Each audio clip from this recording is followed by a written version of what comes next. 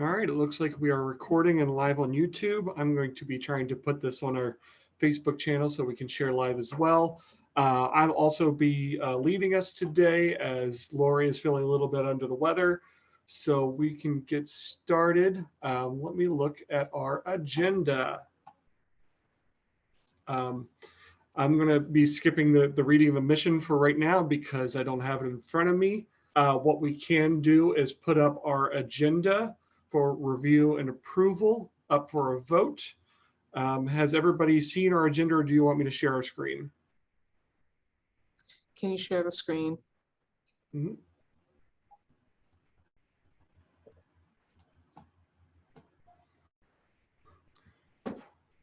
Thank you.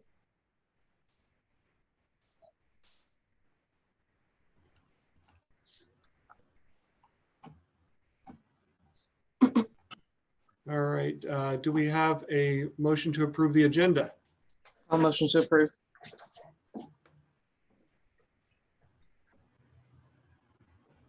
Do we have a second? Lori Bethel, second. I couldn't find the unmute button. Excellent. All right, let's move on. I'll stop sharing my screen now. And to previous minutes, I'll keep sharing my screen. Erica hasn't been able to join us for the past couple of months, so she is behind on having our minutes available to us. Our last meeting that we had in April, this is the minutes from the meeting. I shared this in our calendar probably only 15, 20 minutes ago, so we could take a second to review these April minutes. She'll be working for our next meeting to have the last few months up and ready to share with everybody. I will very slowly scroll through this so everyone can see. My only comment is that my last name is spelled wrong. Okay. So that I motion to not approve. I don't know. With those adjustments to my last name, that'd be sweet. I don't know how that happened, like where we are with that. If I'm holding it up because of my last name being misspelled. But yeah, that's the only problem I have with these minutes.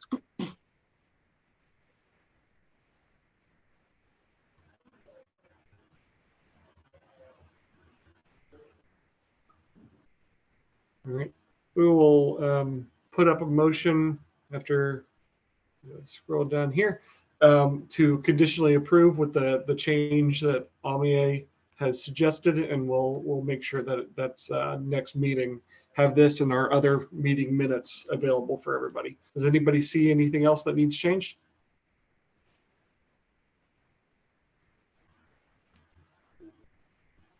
All right, I move to have this approved with the conditional change of Amie's name.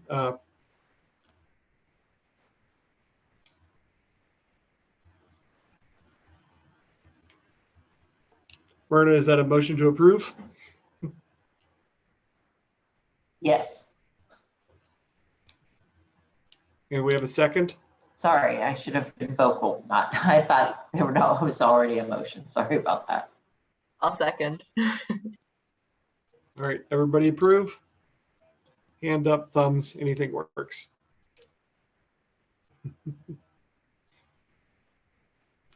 All right, it looks like we have approval.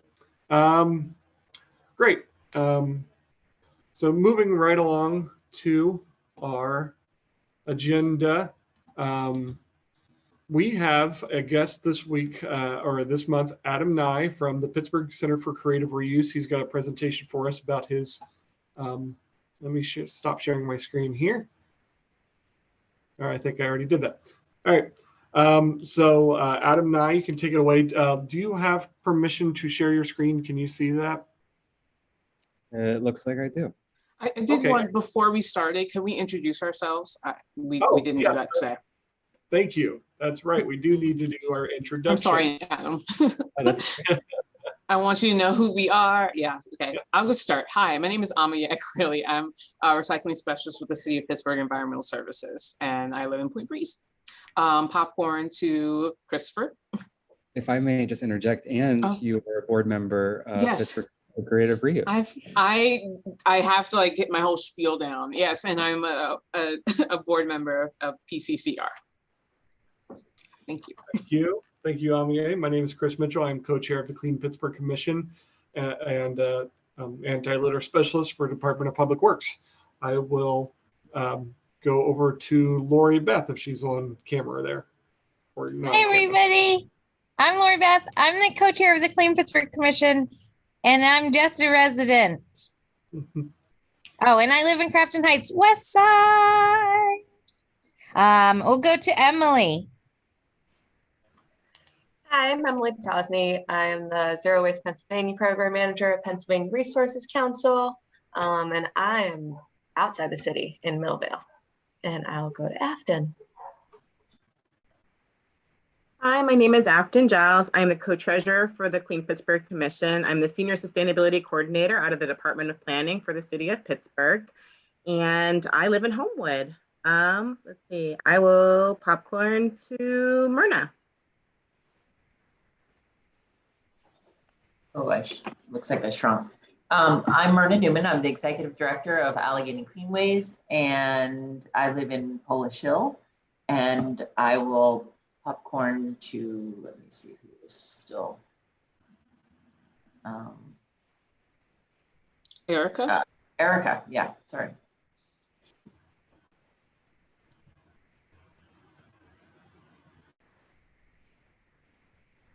Yeah, Erica Young, sorry. Looks like you're trying to speak, Erica, but we're not hearing anything. Yeah, you might be having issues with your mic. Okay. Is there anyone else left? No, Alex is he is in the from the C channel, so both of those profiles. So I think we're done. But Erica Young is from she's from Waste Management. I don't want to title her, but she's from Waste Management. And I guess we will hope that she gets her mic on at some point. But yeah. Oh, I don't know. Something's happening. I'll just stop talking. And that leaves us with our guest, Adam Nye. Hello, everyone. Yeah, so I'm Adam. Thanks for having me today. My workplace is at Winchester Thurston School, but I am also the president of the board of directors for Pittsburgh Center for Creative Reuse, and I live in Highland Park. I would love to share with you today a little bit about Pittsburgh Center for Creative Reuse, and I'll be honest, the goal of this is not only to share our great work, but also to do a little bit of recruitment for our board, either from folks on this group or sharing out with your network. So I'll share a little bit more about that at the end. I do have a PowerPoint just to give you a sense of, one, to keep me on track, but then also I have lots of pictures to give you a sense of the organization. But just out of curiosity, has everyone heard of Pittsburgh Center for Creative Reuse? That's hard with, yeah. Well, you're gonna hear about us now. So let me share my screen. I hope everyone can see that. Yes, we can. Okay, great. So Pittsburgh Center for Creative Reuse. Wait, it just went away. It's like loading right now. Oh, okay. Thanks. So we are located in the Point Breeze neighborhood of Pittsburgh. We are in the same building as Construction Junction. So if you've heard of them, we're in the rear of that building. And our mission is to inspire creativity, conservation, and community engagement through reuse. So we started about, well, we have a few different dates, you know, when we first started as a volunteer run organization, when we became an official nonprofit, when we opened up our shop, but we've been around for about 10, 12 years. And of course, we exist because of the huge amount of waste that, that we have in our world. We also have, you know, a few points as far as our programmatic goals, and that's to provide more education around creativity and sustainability, providing a sustainable option for folks to get rid of the items that they don't want. Most of our, well, I would say almost all of our items are very low cost. And so, access to those low cost materials for educators and artists is a goal of ours. And then partnerships with other community organizations so that we can spread our mission and, try to address environmental justice, conservation. And so that's part of our work too. And I'll talk about how we do that in a minute. So what we do is our main operation is a non-traditional art supply shop, and that's where we're located in Point Breeze. If you've been there, you know that we have so many crazy, interesting, unexpected items in the shop, everything from more traditional art and craft supplies to picture frames and vintage items and glassware, a lot of paper products, so fabric. So anything that you need, you can probably find there. And also just browsing around, you find things that you probably don't need, but you want. We also facilitate a lot of virtual and hands-on creative programming at schools, at libraries, other community organizations, festivals. And then really quickly, our history. So in 2007, we started as a volunteer-run organization, 2 people who, were pretty much operating out of an old van, doing pop-ups in different neighborhoods and community events. After that, we transitioned to a very rough store space that was in the attic of Construction Junction. And really just, super low cost materials, a lot of free items, folks coming in and getting what they needed. And then in 2011, we moved to our current space. And like I said, that's in the rear of Construction Junction, accessed on Lexington Avenue. And you can see it's a bigger space, and you can see some of the signs that we have: art supplies, different media. We have a huge bulk section of different materials, office supplies, DIY kits. And like I said, it's a really fun space where you can explore and find a lot of interesting items. Here are some pictures from the shop. These are some of the random materials that we have. I love the Elvis poster. And then so just some common questions. Everything is donated from businesses, nonprofits, people from the community. We are not super selective, but we really try to focus on items that we know will sell and will be properly reused. We don't take anything that people submit. So we definitely do have a process where we make sure that we're actually going to be able to sell and reuse those items. That being said, we do take a lot of items that are not typically accepted at regular thrift stores, those kind of like half-used craft supplies or office supplies. We do take those because we know that they're that people will purchase them from us because they're looking for those types of items.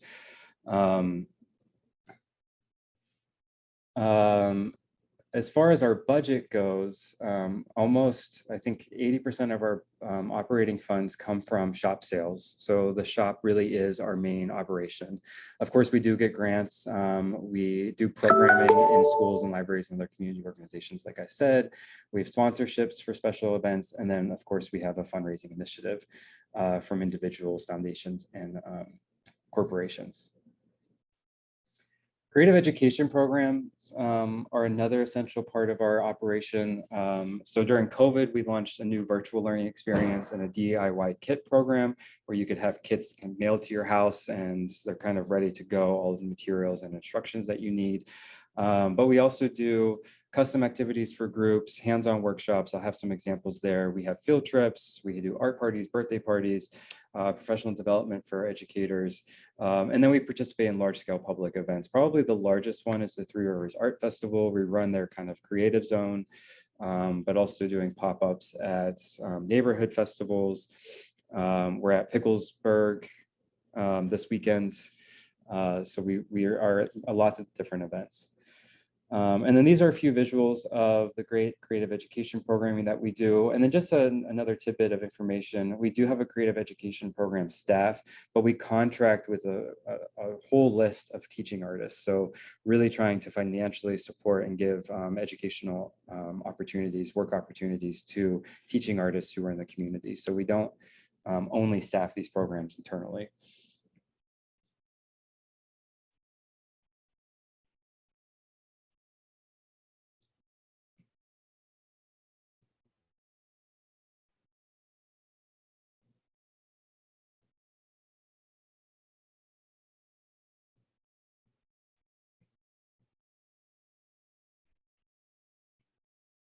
So a lot of really fun programs. The kids and adults always come up with interesting projects and ideas.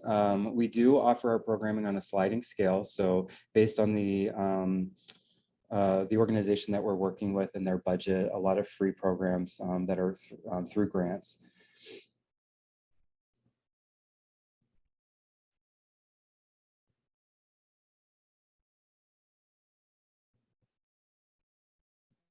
And we do have adult programming. One of the best examples is Craftical, which is kind of a Top Chef. You get a box of materials, craft materials, and you have to create something in 30 minutes, and then you're judged by all the participants. And then there's a kind of like high stakes show off of the top 3 winners. So then our impact in 2021, we had 400 material donations. 2021 was a little bit of a strange year because of COVID. We typically have around 5,000 material donations. 425 participants in virtual learning programs during a normal year, about 10,000 in hands-on programming. Average year, 25,000 visits to the shop and the online store. Around 3,000 volunteer hours during a normal year. And then last year, kind of on the flip, we actually received our highest amount of individual donations at $41,000. Our average year is about 15. So we are seeing our community really investing in us through the pandemic, which we appreciate. And then we're a small group. So we have 5 staff members and 14 board members. Those are people who work in the office as well as the shop. And then just really quickly, I'll go through our strategic vision. So we launched a strategic plan right during COVID, which was interesting because it was an opportunity to kind of pivot the organization in a new way. And it's broken up into 6 program areas. So programming will continue to strengthen our existing programs, but then also do a lot of community partnerships to think about new programs based on kind of the emerging needs of our community. And of course, always aligning to what foundations and other funders would like to see in the community. A renewed focus on diversity, equity, inclusion, and access. So doing like a pretty significant internal audit of our policies and practices, and then again, partnering with the community to see how our organization can meet their needs and address important issues such as environmental justice in the community. Institutional and programmatic marketing. So broadening our community, our customer base, looking at funding opportunities, getting more people invested in the organization. Development, it's just as it sounds. Shop and facilities, our dream is to move to a new improved facilities in the next 5 years. And then staffing, so increasing our staff over time. And then of course, always looking at salary and benefits to make sure that we're offering competitive wages. So that leads me to, and sorry I kind of sped through that, but I can share the slides after if it's of interest to anybody. But that leads me to the opportunity that I would really like to discuss today, which is our board of directors. We have 14 current board members who represent every area of the city, many different professions, different organizations. Board members serve for 2-year terms up to a total of 8 years.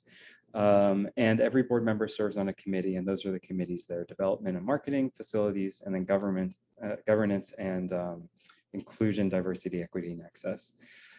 So if you're interested in joining our board, or you think somebody from your network might be interested, we are seeking new board members for the January 2023 term. And like I said, that's a 2-year term. And these are the areas of expertise that we're really looking for: general business and finance, human resources, law, strategic planning or change management, real estate and development, community engagement, and then hopefully everyone that we bring onto the board will have some sort of familiarity with DEI work and environmental issues, of course, or at least a commitment in those 2 things. So like I said, if you are interested, I would love to hear from you. I'm sure that there are folks on the call who have really strong networks across the city in different areas. So if you know anybody who might be interested, feel free to pass this on to them or connect them with me. I can put my email in the chat if there is one, or not, I can share that with Christopher after the call. Okay, that's everything I have. Any questions for me? And I really appreciate you taking the time to listen.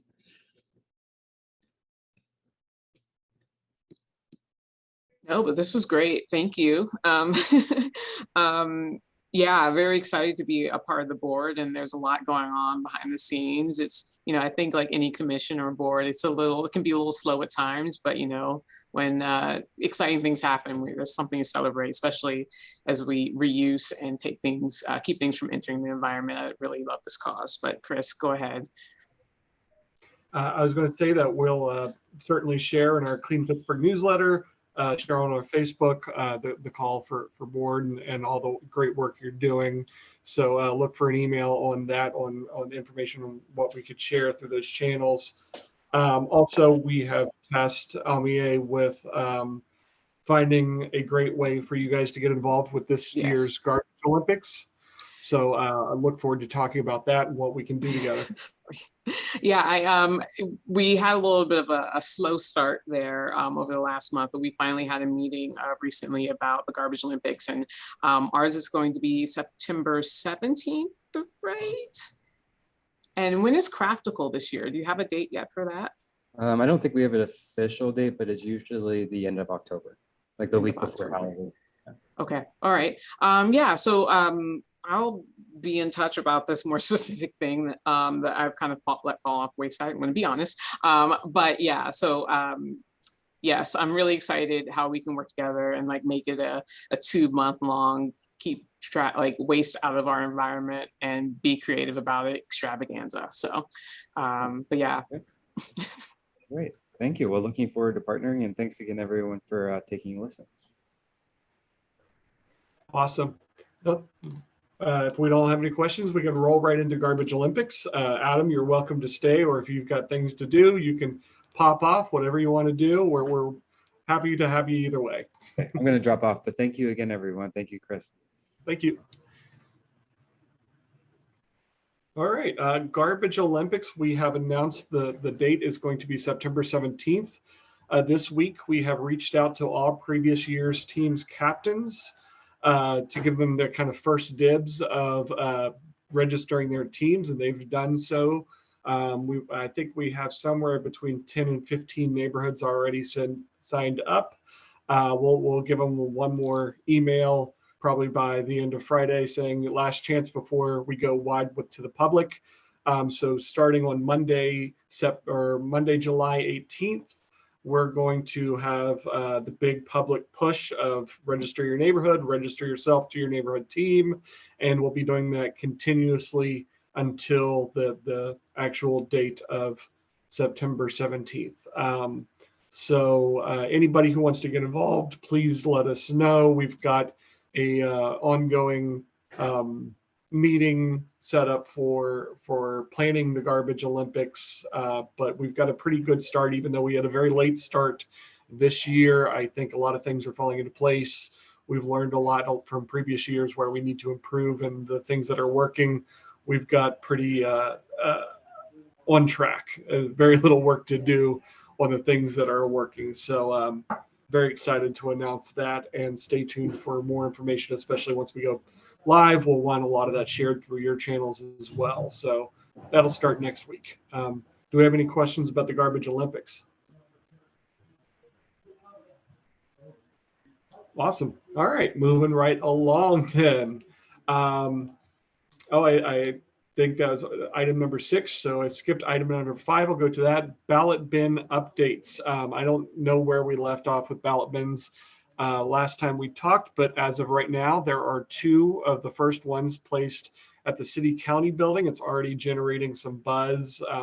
I have had multiple news outlets wanting to reach out and talk about these things because they're just so interesting to look at. So that's very exciting.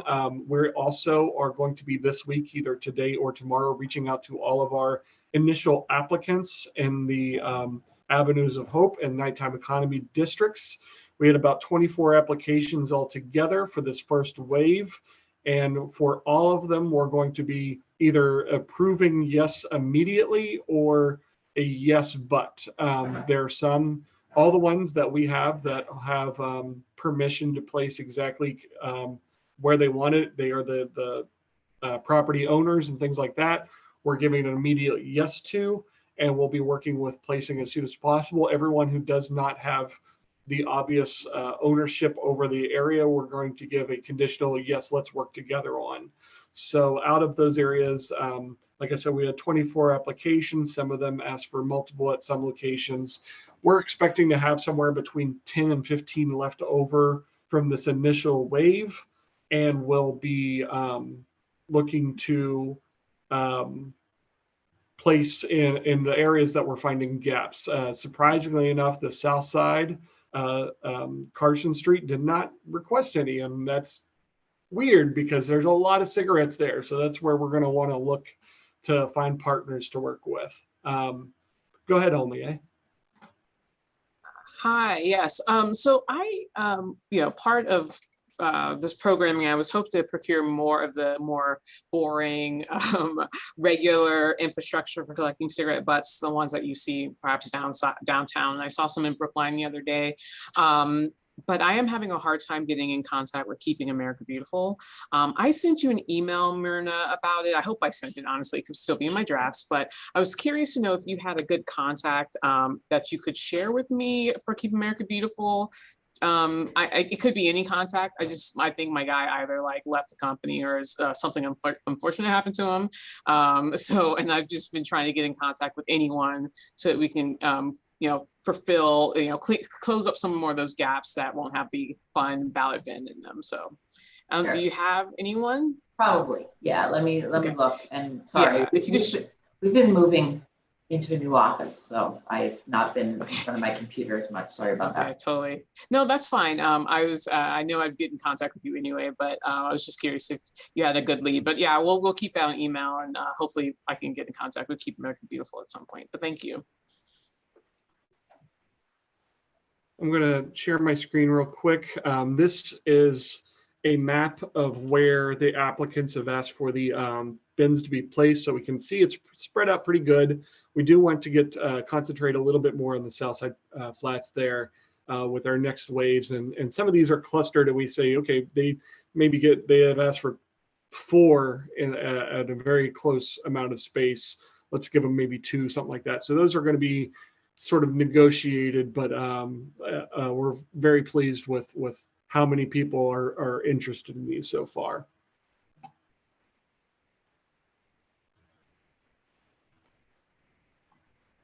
Excellent. All right. Do we have any questions about the ballot bins? We're an easy group today. All right. Moving right along to Finance Committee updates. Oh, wait, I'm sorry. I do have one more thing about the ballot bins. Each bin comes with a plastic key.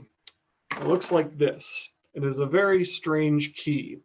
And since we are placing these all over and asking people to take care of them in front of their businesses and residences and things like that, I'm thinking it might behoove us to get some of these keys as extras in case whoever's looking after it loses it. So we're looking into pricing how much it would cost to find these very weird keys and have some just kind of tucked away in case we ever need to replace one.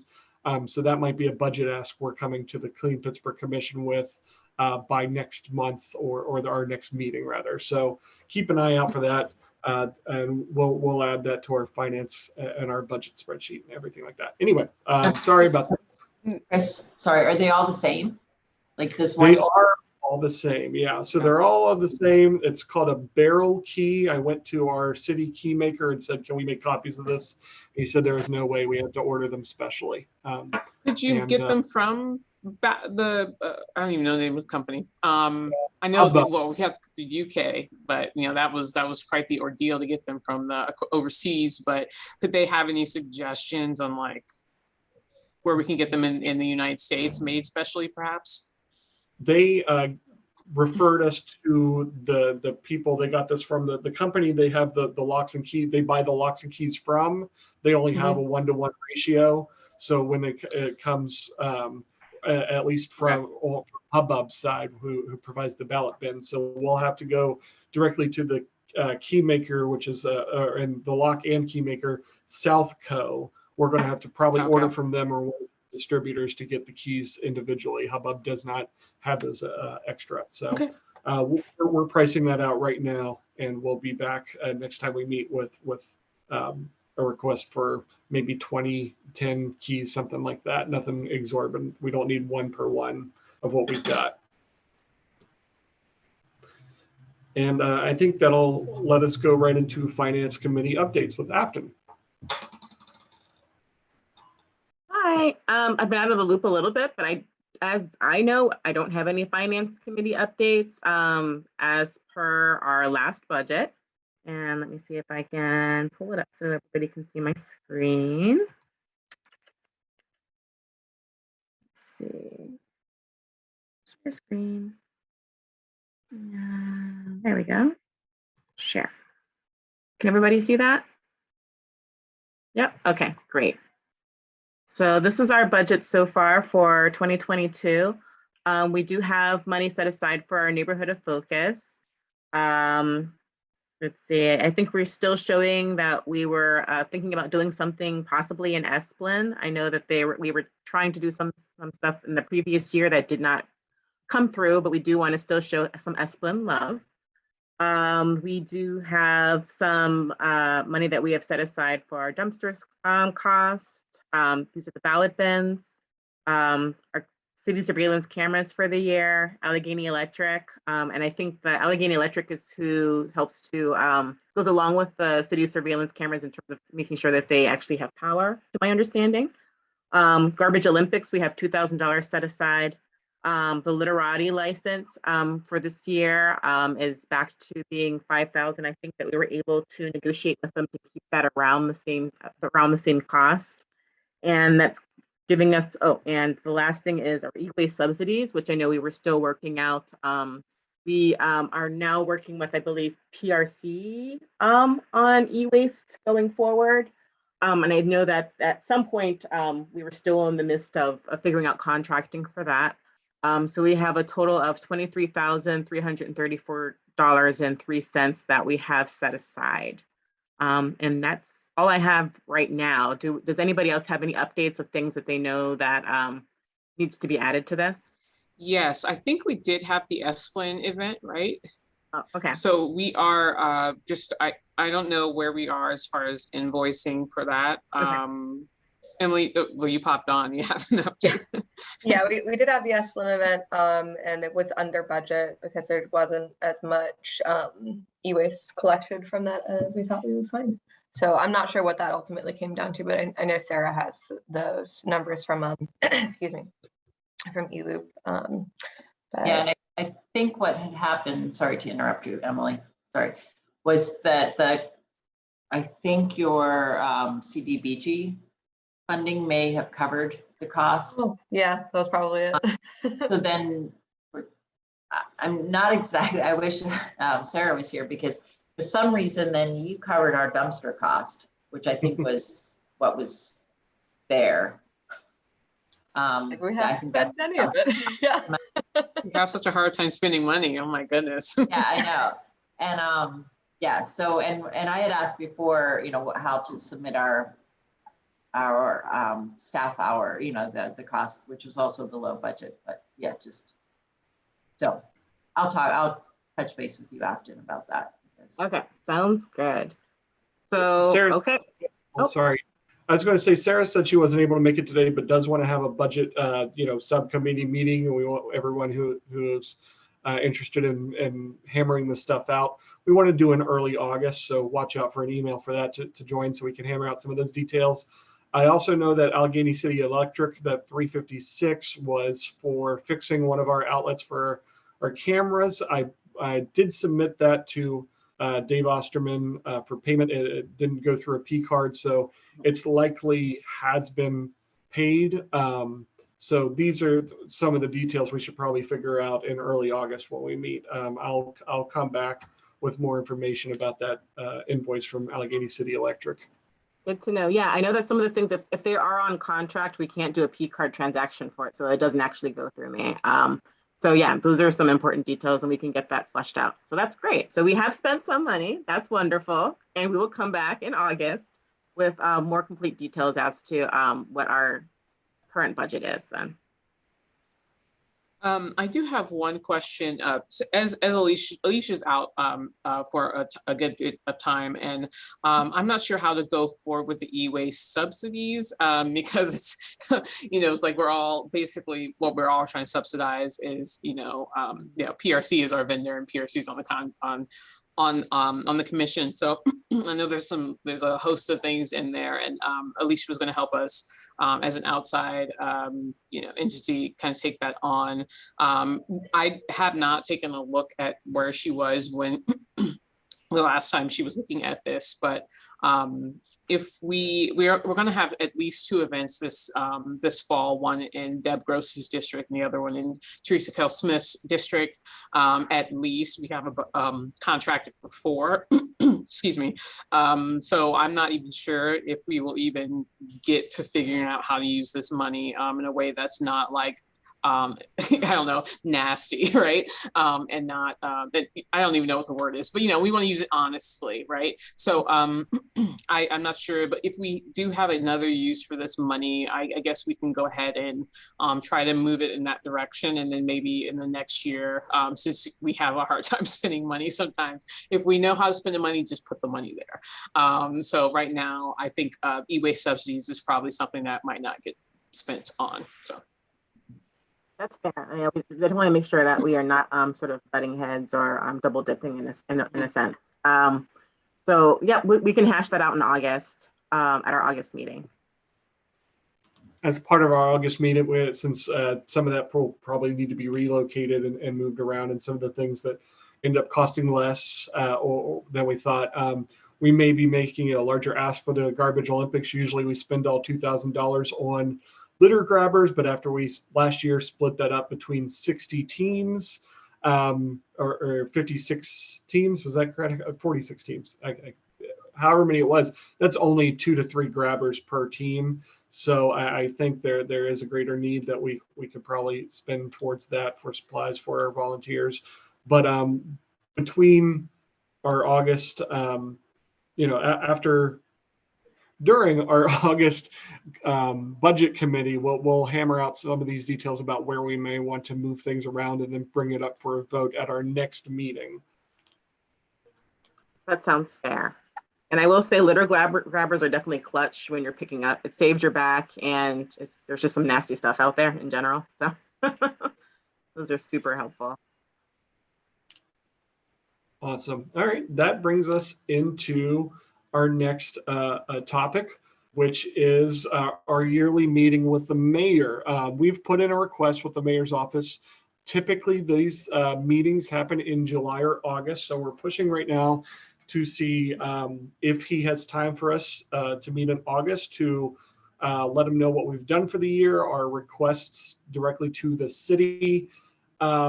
I don't have a specific yes or no on if that's going to be happening in August or not. The mayor's office has been incredibly busy ever since they took office. But typically that meeting takes place of our monthly meeting. So usually we don't reconvene like this in August or July whenever we meet with the mayor. So tentatively, we're going to assume that we'll be meeting with the mayor in August and not have a meeting like this, but that may change. I'm going to be having that conversation a lot over the next couple of weeks to really nail down what our August looks like. So please keep an eye out for emails and calendar invites and stuff like that as to whether we're holding a normal meeting or meeting with the mayor in August. If we are meeting with the mayor in August as we're supposed to, we should probably schedule a planning meeting as well. So keep an eye out for an email, three meeting emails, basically. 1, our budget committee, early August. 2, if we are meeting with the mayor, we'll have 2 requests there, a planning meeting and the actual meeting with the mayor itself. And then the last one would be, if we can't meet with the mayor, we'll just meet as normal for our August Thursday date. Does anybody have any questions about the mayor's meeting? Is that something that is written in our mission? Like it has to happen every year, right? Yes, Okay. It is in our bylaws. So this is what we told the mayor's assistants, that we are required to have this meeting with him. Also, as part of that mayor's meeting, I should bring up as well, due to everybody in the entire country having the Great Resignation, which is almost more of a great promotion, everyone taking on new and better opportunities, we have lost many members out of this commission this past year. Erica Ninus out of University of Pitt is our latest, who has a new and wonderful opportunity, and we wish her all the best. So we're also on a membership drive, much like Pittsburgh Center for Creative Reuse. We have talked to somebody from Pitt to replace Erica, and we've been talking to a couple other people. But if you know anybody, community members, nonprofits, anybody who would be interested in joining the commission, we've struggled the past few months to have, barely make quorum at this point. So we do want to up our numbers, get more participation. And the people that we do have kind of lined up for recommendations right now, we will likely bring up in that mayor's meeting, because he has to nominate them and city council has to approve them. So that's another thing that we'll talk about with the mayor. And I think that moves us along to member organization updates.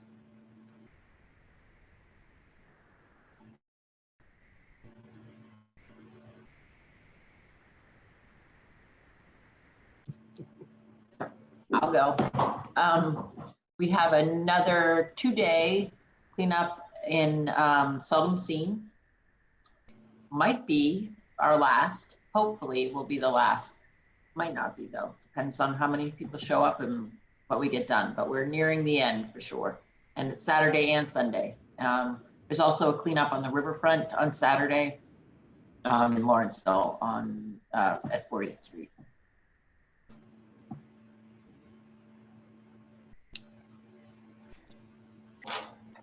I'll update for PRC. I'm not super aware of everything that's going on because I've been out with COVID the last couple of days. But I know that we've got our next HHW collection with the city this Saturday. I will be there. My quarantine will be over. It ends today. So that's good, but I'll be masked. And we are doing the e-waste collections there as well. We've been doing our e-waste collections out in South Park too. So lots of opportunities for electronic waste recycling all around Allegheny County and the city. And we are still in the midst of hiring for one additional position at PRC. I think we're almost wrapped up with interviews for those. And we'll be at Deutschtown Music Festival next weekend on the north side doing zero waste.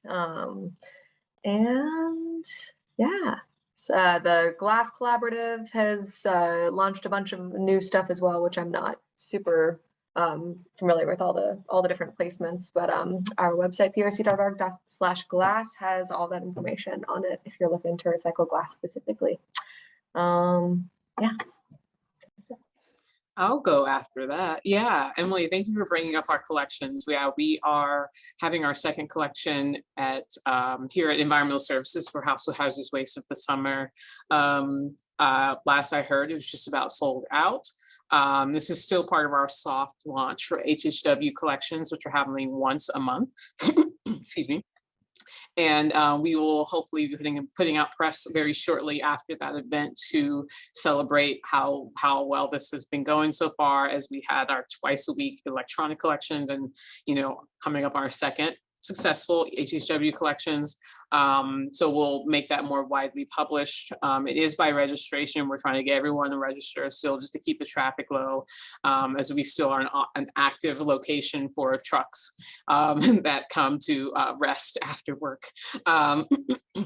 has given them their person.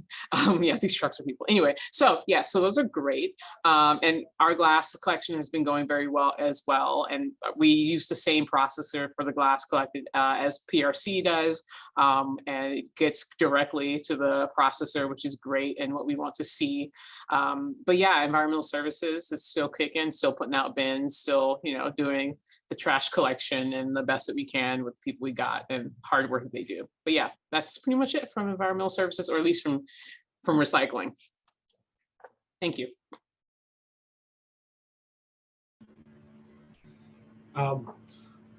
For member update, another thing we're going to be bothering the mayor with, even though I don't want to say bother, but he has asked for an anti-litter campaign as part of his Gainey transition report. So we've been working on that. We've been getting approvals for the asks and everything we want for a anti-litter campaign to look like. And we're ready now to present to the mayor after getting it approved by everybody, including the director of Department of Public Works, Chris Hornstein.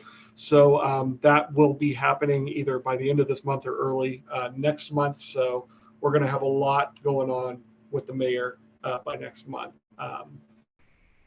But yeah, we're very excited about it.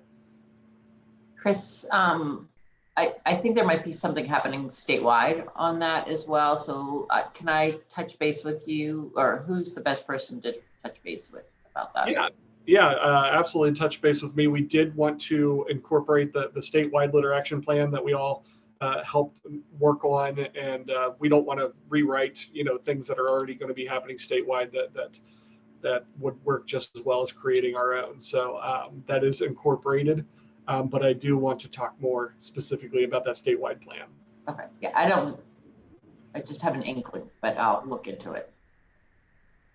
Yeah, and if anybody's interested, we can share what we're going to be telling the mayor beforehand for more suggestions and improvements.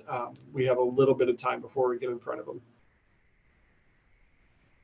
Likewise, we wanted it to match up to several other documents and plans that we have going, the gold plan, and for the roadmap to zero waste, things like that. These all align very nicely, and we want to make sure it touches on all of them.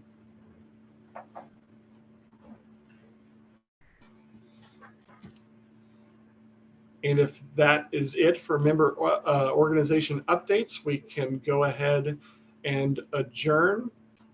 Do I have a motion to adjourn? I will start this motion. I motion. I'll second. Excellent. Well, thank you so much, everybody, for coming. You'll get an email immediately about things to share in our Clean Pittsburgh newsletter, announcements, stories, anything like that. And then look for several more emails about what our August is going to look like. Thank you.